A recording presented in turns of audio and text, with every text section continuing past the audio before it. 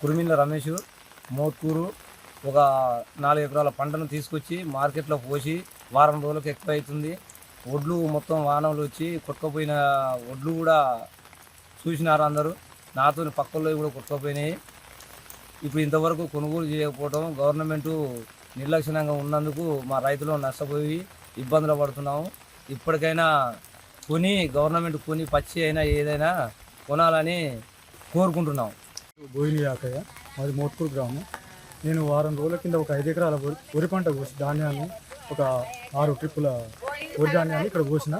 కానీ ఈ తడిసిన ధాన్యాన్ని కూడా ప్రభుత్వం కొనుగోలు చేయాలని, అలాగే ఈ కొనుగోలు కేంద్రానికి తొందరలో ప్రారంభించాలని మా రైతుల తరఫున నేను కోరుకుంటున్నాను.